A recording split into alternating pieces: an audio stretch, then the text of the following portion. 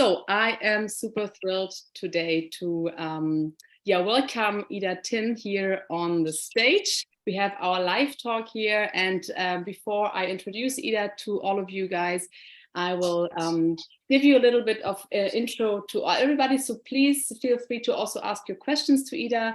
You can use the chat, and then I will ask the questions to Ida. In the beginning, I will be asking questions that I have that popped out in my head to Ida. And first of all, sorry for my English. As you can all see, I have a very strong accent, but I will do my best so that you can all understand me. So yes, Ida, it's a big pleasure that you are here today. You are one of the founders of Clue. It's a menstrual health app that was released in 2013, so a 10 years anniversary. And the app has over 11 million users from 190 countries, so it's a big thing. And in 2015, Clue was being named one of the best apps by both Apple and Google. So it's quite a thing. And thank you for being here today. It's a pleasure. Thank you. So Ida, your mission is to help people understand how their body works using data. So you combine the body and data. And what do you actually do and why? And who should use Clue? So maybe I'll start a little bit with why I started this and then how it became what it is. So it started with this question of which days can I actually get pregnant? Like I wanted to be able to take my phone out and it could tell me. And it led me to this question of why has there been so little innovation in the space of family planning methods? And I thought now we have this really intimate piece of technology that we can have in our hands. And I thought that's a perfect place to manage this part of life, reproductive health. And I thought if we could just know exactly where a woman is in her cycle, she would know which day she can become pregnant and which day she can't. So it really started with this idea of measuring hormones instead of collecting data and working with our hormones instead of overriding them with chemistry. And then my co-founder, Hans, he said, well, hardware is hard. We should start by building a period tracking app. So we start understanding this field and we start being out in the world. And that was a very smart thought, because then over the years, we understood that when you collect data on the female cycle, you can learn so much, because really this pretty incredible system we have changes our whole bodies every day, not just when we're bleeding, but also when we are going through the rest of our cycle. And so we did get to a point, maybe we get to that later, where we actually became a type of birth control as well. But we learned that by collecting data, we could help people with understanding when they're going to have a period. That's helpful. But we can also help them understand when they can get pregnant. That's helpful if you want babies. But also things like, why am I bleeding this much? Should I go see a doctor? Something has changed with my cycle. Is something off? Which days will I be tired? Which days will I have more energy? Like there is a lot of things that can help us live kind of more in tune with our bodies.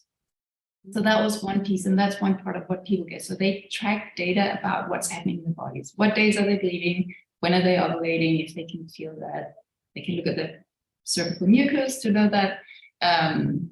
Sports, sex, lots of things that we know scientifically is proven to either be affected by the cycle or affect the cycle.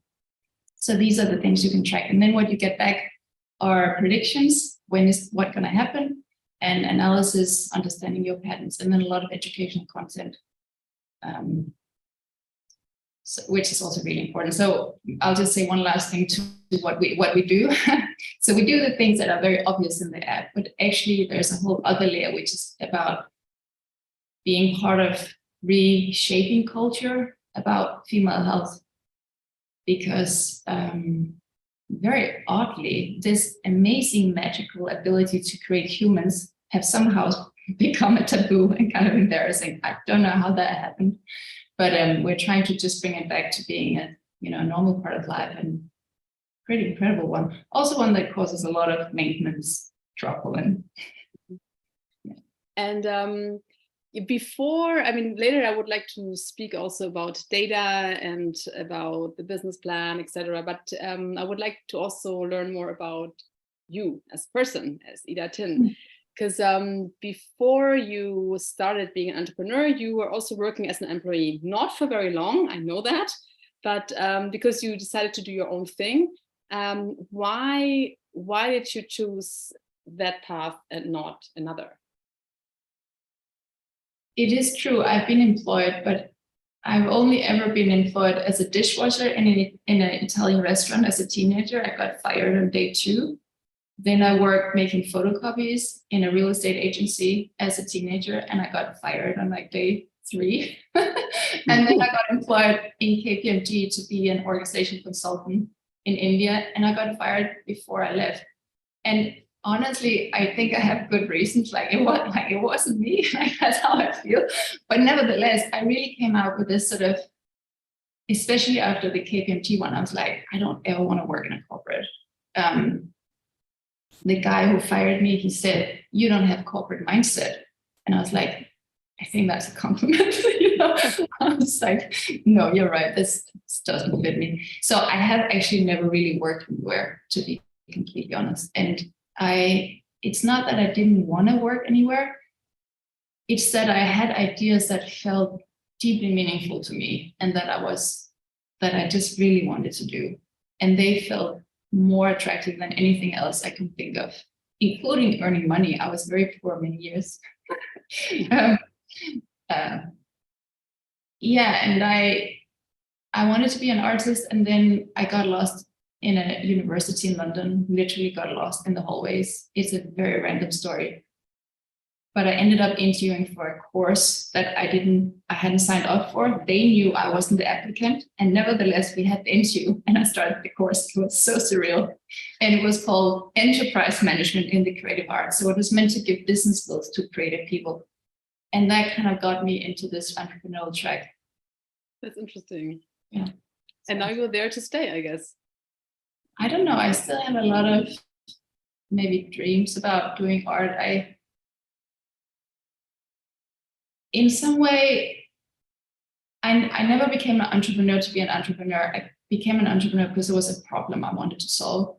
Mm-hmm. And I think that is what will guide me, something that I care about getting into, and what the format is, whether it's art or entrepreneurship or something else, it's less important to me, I think.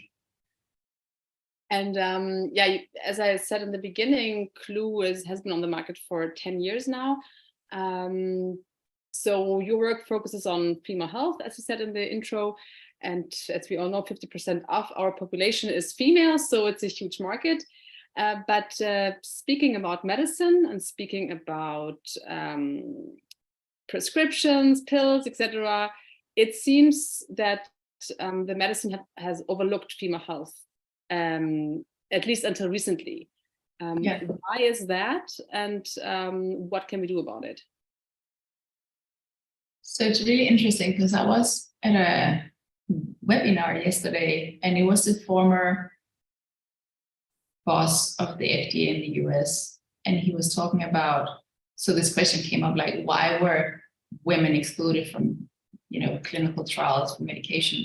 And the assumption was that the hormones wouldn't have an effect on how the medication would work, but the results that you got in the clinical trial would be messy because the hormones would mess it up. So it makes really, I mean, that sounds like if you don't think they have an effect, why do they? Anyway, but that was the reasoning. It was like an attempt to keep this clinical trial kind of the data clean. And then at some point, people are like, maybe this is not such a great idea. Also because there was this notion that a woman was just a small man, just a bit lighter, but other than that, the same. So I don't think there was ever any kind of bad intentions. It was just, uninformed. And now that is changing. And I will also say, the intention to keep pregnant women safe and people who are breastfeeding safe, the reasons why they're not included in the same way. But so the question is, how do we do this? And maybe AI could play a role in the future of making simulations. So I don't know, because obviously we do need to know that the medication we're getting is safe. But is it the fact that actually there are less trials on women than on men regarding medicine? Still, and we know that women have more complications, they get undertreated. I mean, there's still a huge gender bias in medicine, unfortunately. And if you add race to it, it gets even worse.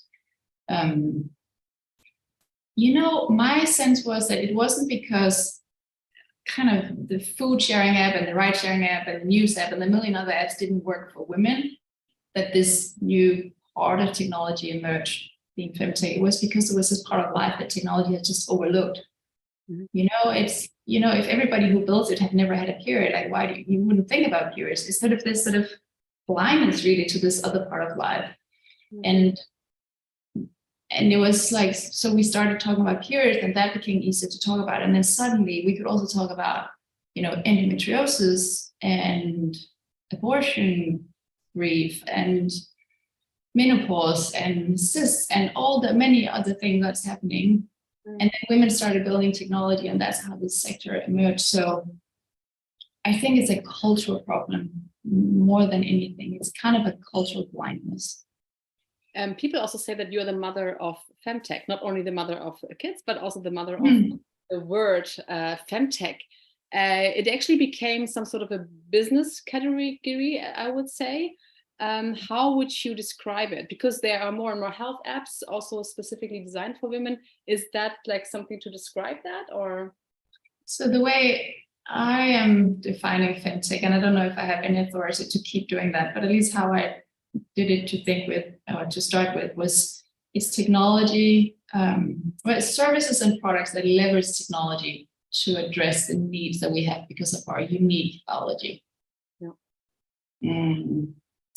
And then I was sort of thinking mostly reproductive health, but now, of course, I can see that there are some diseases that disproportionately affect women, or where they have very specific ways of presenting themselves in women, for instance, some cardiovascular issues and stuff.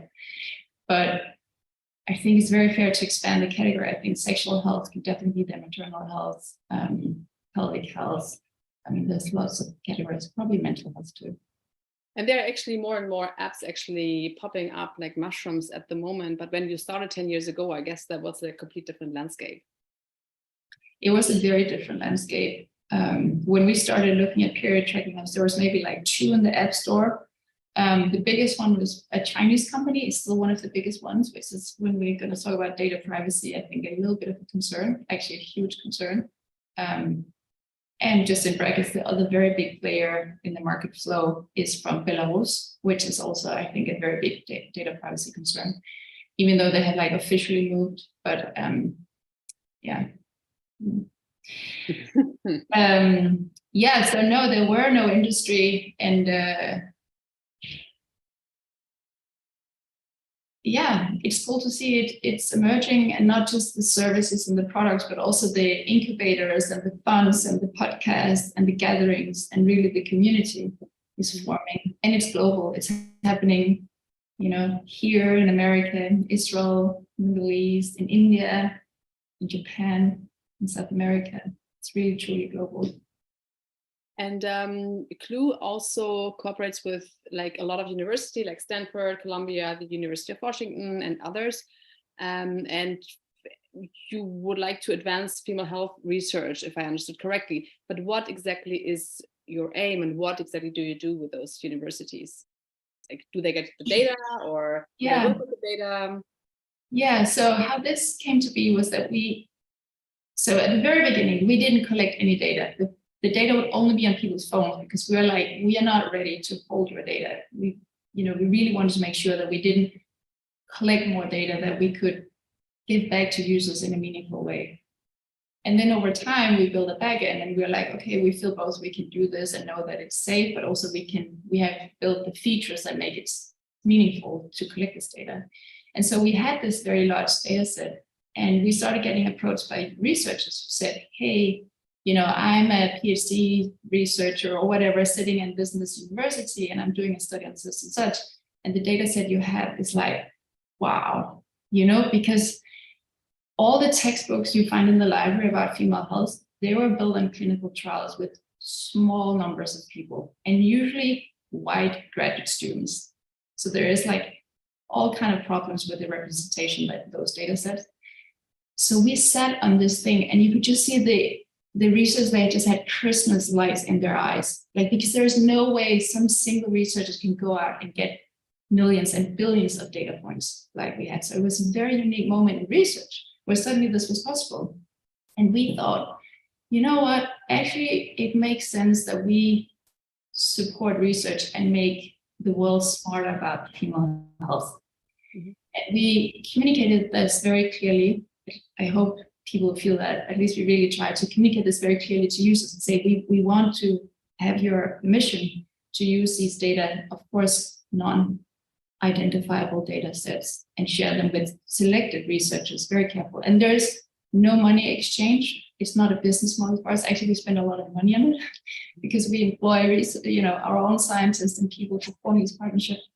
And so the whole loop is the user will enter some data, we collect it, we share it with the researcher, they do the magic science, they learn something, we get the new knowledge back, rewrite it in a way so it makes sense for users, and we share it back to the users. So it really is this hopefully a helpful loop both for the user and the researchers and then the doctor. So eventually people can get better care. Wow. And do you still collaborate with those universities? And what came out? I mean, what specifically changed in the app, and what did you like say, oh my God, this is big news. We need to focus on that. I will be honest and say our data and science people in the team, they could talk to you in much more beautiful detail. But we've done many partnerships, and we keep doing partnerships with many different research institutions. I mean, some that comes to mind was we did one with MIT where they're looking to see if pollution had an effect on periods, which is really interesting. We have done work with a phenomenal data scientist research at Columbia University around endometriosis.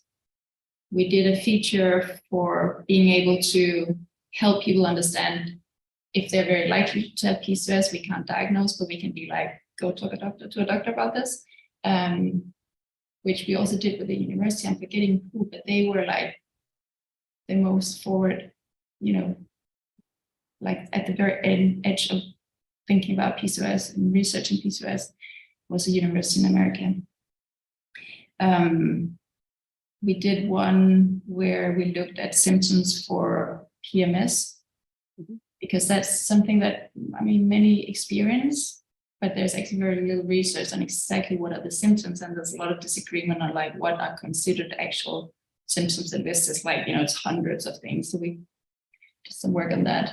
Maybe those findings are not only important for women, but also for their partners, so that they know when the PMS is starting. I don't know. Yeah, we built a feature called Clue Connect, where the idea was that if you have somebody in your life that you really trust and that you want to know, that person can download the app and be kind of a partner, and they just get a high level sense of your data, and you can always disconnect them with one click. So it's really the one with the cycles in charts. And a lot of men really want to know, but it can also be flatmates or sports coaches or many other people. Or best friends. I think that's just a big thing. Like, we need to include the men into this world. Yeah. We need to include them in our private lives, but also as we build these companies as co-founders, as the lawyers, the regulators, the journalists, the investors. We need them to be part of this, because we need to change culture, and we can only do this together. And one more question about the data. On your website, you claim that you don't sell data, health data of the people. But as you just explained, you exchange it, like you do research with the universities together. Will it stay like that? Because data is the new currency, data is the superpower. Everybody, like, it's not money, it's data actually that counts in the future. No. Very fundamentally, my strong belief is that we can only do this if people trust us with the most intimate data. And how you make money defines who you are. And my strong conviction is that it needs to be a very transparent business model. People need to understand how you make money. I think in general, if you don't understand how a company makes money, it's free. you should be asking questions. And so for me, having this consumer-facing business model is really essential. It's part of that fundamental kind of give and take that builds trust.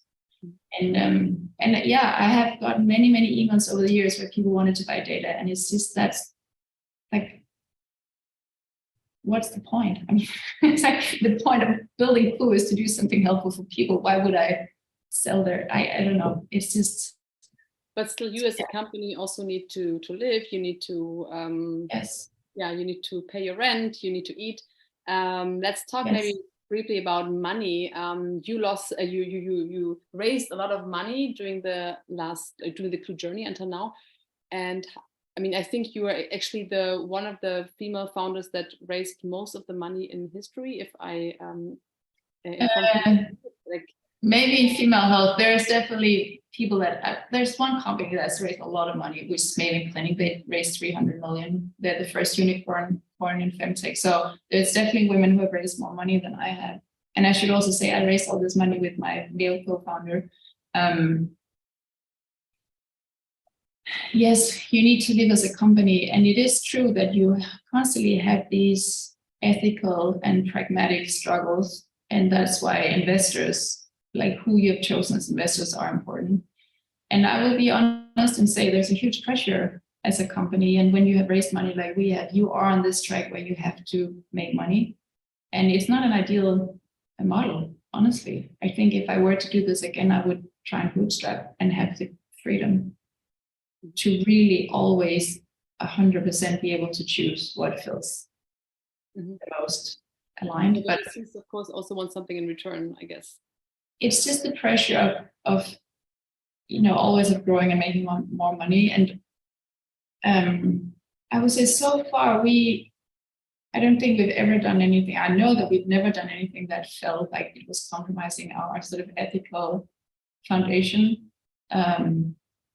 But it's, maybe we focus more on optimizing, the conversion funnel than we do in building the next amazing thing for users, because we have to, so there is this pressure. I mean, it's real and it does make us do specific things, but we are not at a point where, okay, let's just sell the data then. I don't think we ever would. It's because there's like, why are we here? For me, that would, at that point, would be like, let's just close then. It's like, And what was the most difficult part in raising money? Like, how did you start? Because we have lots of entrepreneurs that are watching and that will watch this video. So maybe you have some insights.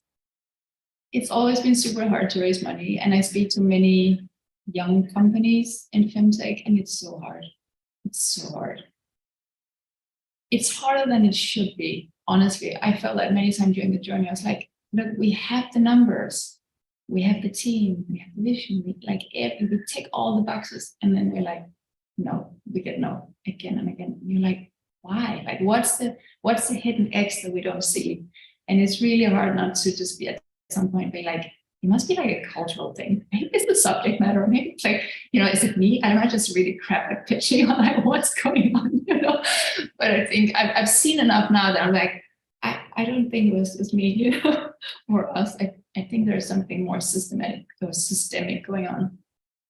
But if I were to give a piece of advice, I would say trust that you know what you know. When you have an insight about the market, the opportunity, the need, just trust that. Something as a female founder, if you're building in femtech, that all the male investors in front of you do not know. And they don't know they don't know. And that's a real challenge, can be infuriating. But the awareness level is raising. And then I would say, I think it's helpful to have a male next to you when you raise money. And then I would say the only thing that you can only really, really ever excel is being yourself.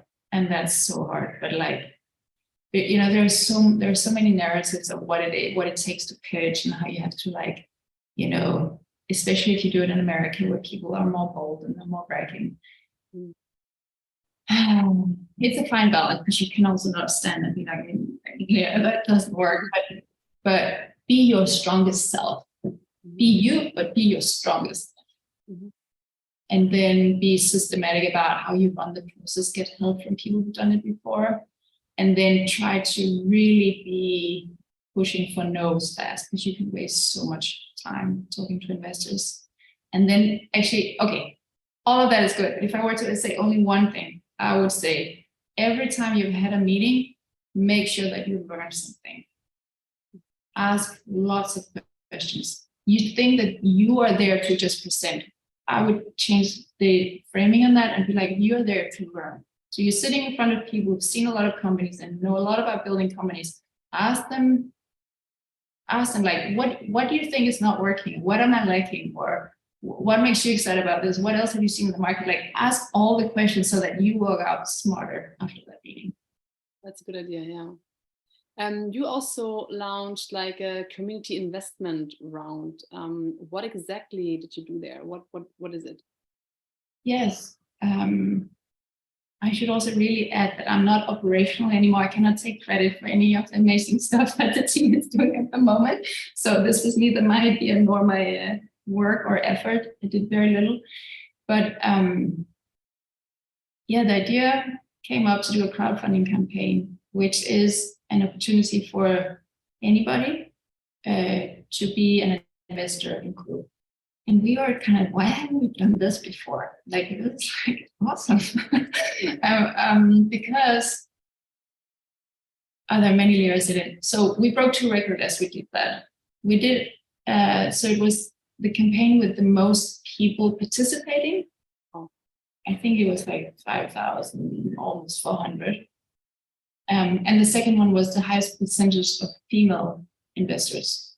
Wow. And for me, this was huge, because that means that a lot of women got to have the experience to be an investor, maybe for the first time. And that's important because it's very undemocratic what is being built in technology right now. And in this model, more people get to decide what gets built, and more women decide what gets built, which is amazing. But also it shows me that women want technology that works for them. They want us to build stuff that they need. And that's very encouraging. And yeah, super interesting also to see that some like women also start investing maybe on a smaller scale, and then actually also become bigger. So it's interesting on both levels, I find. Yeah. How does Clue make money? What's the business model? Because Clue could also have worked as an NGO, like without the need to make money, because like it's a service that you give for women to understand their own bodies. So yeah, why did you decide to not just but to create an NGO? Yeah. What is the business model behind it? How do you make money? So these are 2 questions. First, when I had the idea for Clue, I thought a lot about building it as an NGO, but I had a strong belief that having a business model is like an engine.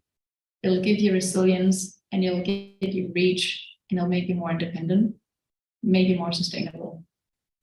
So I decided on a business. And then how do we make money? We ask users to pay for a premium subscription. And hopefully enough people find that valuable and want to do that. We have done a few partnerships, but they have not, I mean, they have been, I would say, almost experimental, and most have been content oriented. So in terms of money, they have no significance. So the business is the business model is very simple, I want to say. So there's a part of the app that you can use for free, and another part that is premium. Yeah. And also, I should say, it's really expensive to build an app. I wrote a couple of articles about how money flows in the system and how much it costs. It's really expensive. We spend, maybe €1 million a month to run Clue. Wow. Yeah. And And it's because you have to employ lots of people, but also we have, I think the last time I saw a list, we had like 80 different digital tools that we pay for. 30% of what we earn goes to Apple and Google. The first year, then after the first year is 15%, but it's a lot. And so forth. So people think that it's maybe like a simple app or that it's cheap, but it really isn't. And that's also why when you see free apps, they really are not free. They cannot be free. They maybe can be venture funded for a while, like we were, but then money has to come from somewhere. And unless you pay for it, you are paying in some other way. So. And at the moment, like the market becomes more and more, not flooded, but becomes more crowded with similar apps. How do you react to that? What, on the one hand, what makes Clue special? And on the other hand, how do you make sure, or do you actually want to make sure to see the future of Clue? Because you said you want to solve problems. Maybe you've already solved a problem. I don't know. Check on that.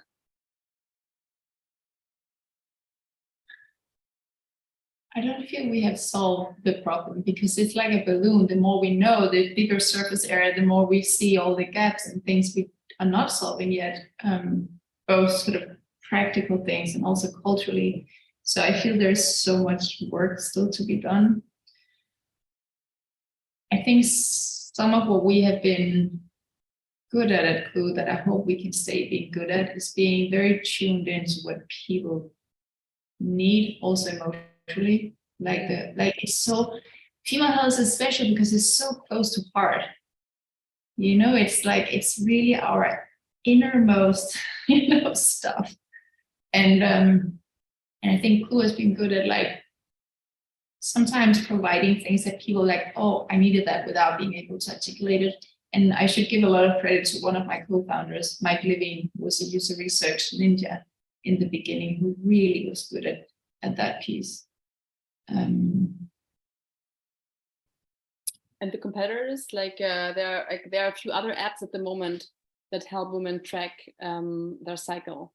Oh, there are many, but one of our biggest competitors is Flow out of Belarus, and they copied everything we did for years, to the point where I'm like, are they spying on us? It was really weird. But they are incredibly good executors, and they build a huge company.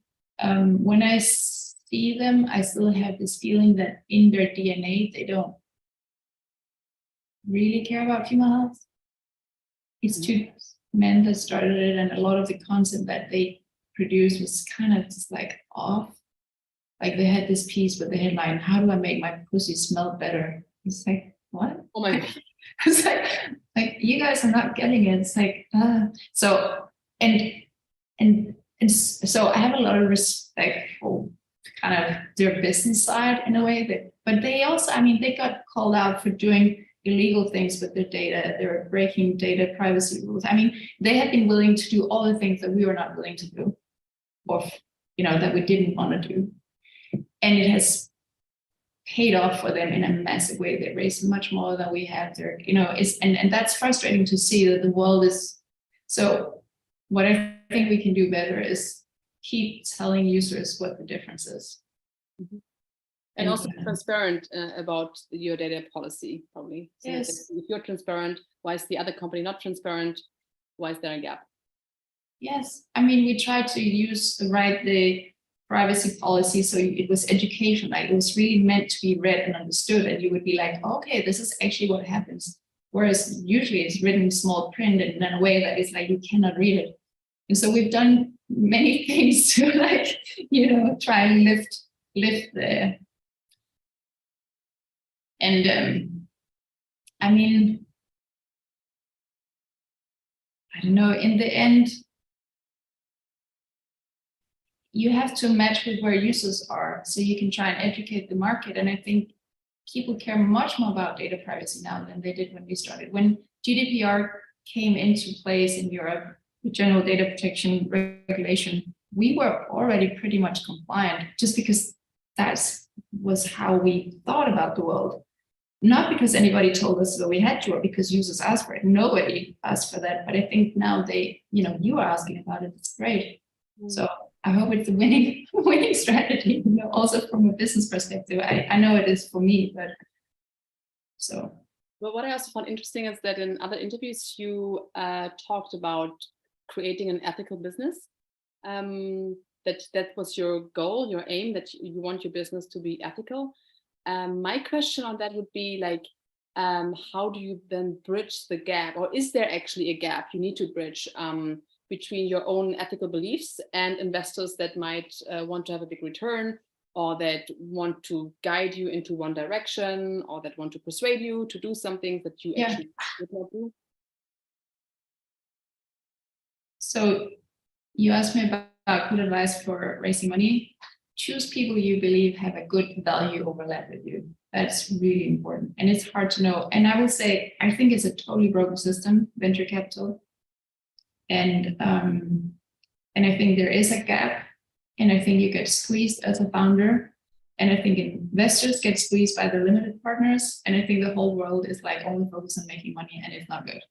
That's like, I say that with a laugh, but essentially that is the issue. If you only care about money, you will end up in a non-sustainable system, like we see it on our planet right now. So yes, I think there is a gap, and I think there has to be very fundamental shifts in how we think about what success is, what we think value is, when we create value, how we value value creation.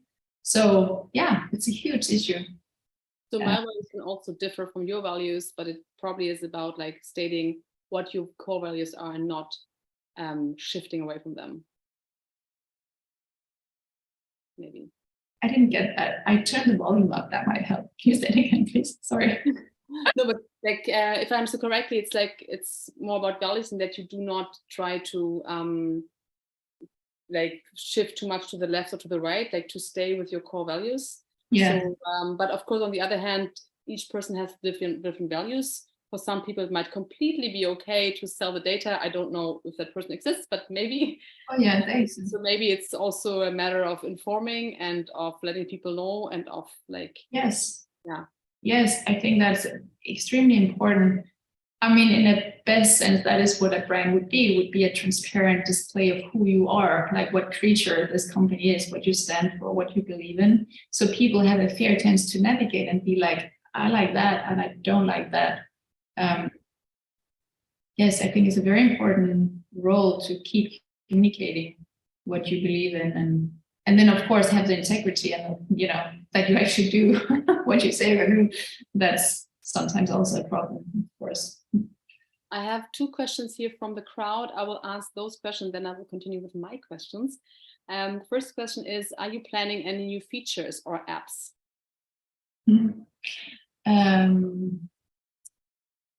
We're not planning any new apps. We are planning new features, but I'm going to get into trouble if I comment on the future product roadmap.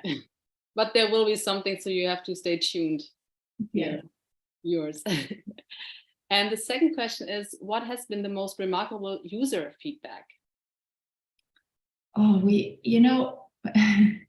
when we were raising money and I was trying to bring the user voices into these pitch rooms, because there was these men sitting and they're like, is this a thing? And I just had in my mind like tens of thousands of user stories of like, no, it does matter. So I actually printed a book to bring into the room and be like, look at all these user stories.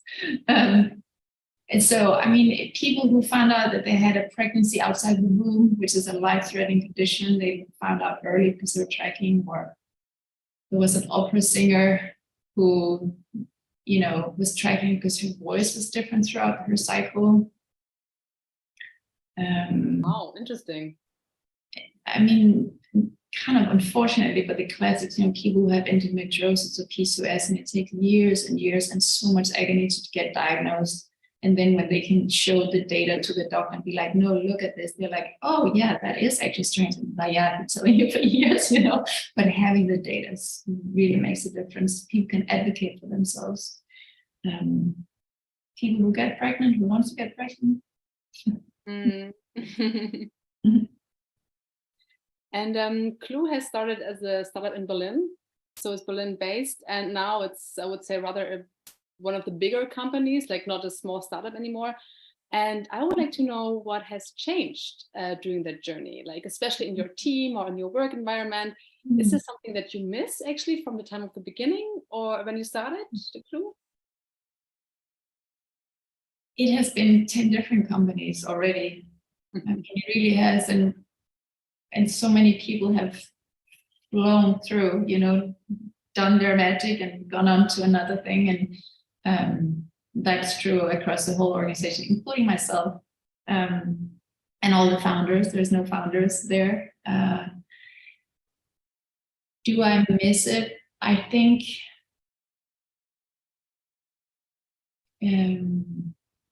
it's a little bit like age. Every age has its own superpower. That's how I think about it. You know, it's really fun being a more mature company where some things we are just better at now. When I look at how our, you know, chief product officer is conducting, you know, the product organization, I'm just like, wow, next level. You know, we were nothing near that. You know, that's fantastic to see, and that's true pretty much in all functions. But I think some of the energy in the beginning where people have a lot of freedom to shape and just do like crazy things, it's a little more like, no, we have to, you know.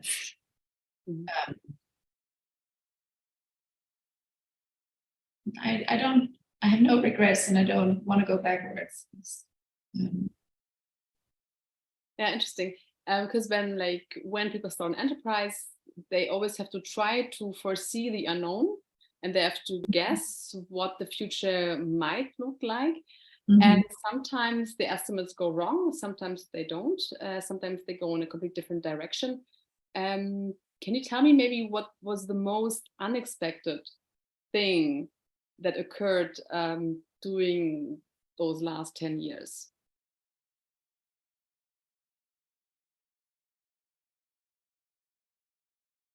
It's such a hard question, because I think one of my small superpowers is to have a good sense of what's coming. Okay, good. A few of the things that happen, I'm like, I knew that way. I mean, one big one was we see that people are taking less hormones than they were before, and I really had this strong, like, no, people are not going to want to keep taking these hormones. So, but things that have gone totally different. I don't know. I mean, the kind of dip in the market that we've seen the last year was maybe not entirely expected. I mean, COVID was that we suddenly all became remote. Like, that was a big, unexpected thing. And I love the way it kind of cracked open the world, and it cracked open how we work. I think now we're at a point of like, what now? Like, it's not actually really working that great. But we don't really want to just go back. So there's a lot of space for something new to emerge that we haven't quite seen. Interesting. So, and we have probably many founders that are watching or that will be watching this video. Do you have any advice that you can give them from a founder's perspective? Yeah, I've just written a whole book. We can link it here in the video. So it's not out yet. I hope it will come out next year. But I would say try to get into your body. Do all the things you can think of that make you able to feel your own body, whether it's sport or dance or somatic therapy or like whatever works for you, but figure out how to get into your body. I think that's both good for resilience and health, but I think it's also extremely good for pitching, hiring people, having meetings, being a leader, do public speaking, all the things you have to do as a founder. That will help you. And then the second thing I will say is remember that you have the power to shape your own work life. And people forget that, especially women. Hey, if you want to take every Wednesday off, do it. If you want to have dogs in the office, do it. If you don't want any freaking dogs in the office, tell your employees they cannot bring dogs into the office. You know, If you need to bring your baby, bring your baby. If you need to take a year off, take a year off. Like, make work for you.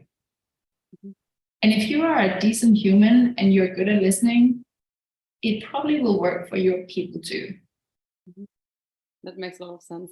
And then the last thing I would say, which is an advice that I got many years ago, and I didn't fully appreciate it then, but it was find your tribe. And I think this is really important when it comes to choosing investors and co-founders, everybody else. Like, find people that you resonate with on some deeper level of like, yes, we see the world in this way, or we want to have the world move in this direction. And then within that, lots of diversity, all the diversity you can get, bring it in. But on some fundamental level, find people that you're like, yeah, I feel at home here. I feel safe here. It's hard to do. So it's more than just a working environment. It's also like an environment where you want to create new things and where you also want to feel safe in a way, and you want to build something together. Yes. I can just see that when you create organizations where people feel they can come as whole people and not just part of themselves, you get so much more. People will be creative, they'll go the extra mile, they'll feel connected, they'll feel they belong, that's good. Very interesting. And is there something that now looking back that you think that you would have liked known before? One or two things? If you know too much, you wouldn't start, or you would just be like, it's just like a huge mountain that you're gonna climb and you have no idea. You're like, fundamentally, we didn't have great engineering leadership for too long. I would have just been like, that needs to be priority. And other things like that. But no, I think you know exactly what you need to know, and you start and then you learn. Perfect. Super interesting. I'm extremely happy that you took your time today to speak to me. And I've learned a lot about the app, but also, of course, about you. And I hope our viewers will say the same. And yes, thank you so much for your time. And I wish you the best of luck for Clue and for all the future endeavors. It was super interesting. Thank you so much. So thank you so much. Let's stay in touch. Yes.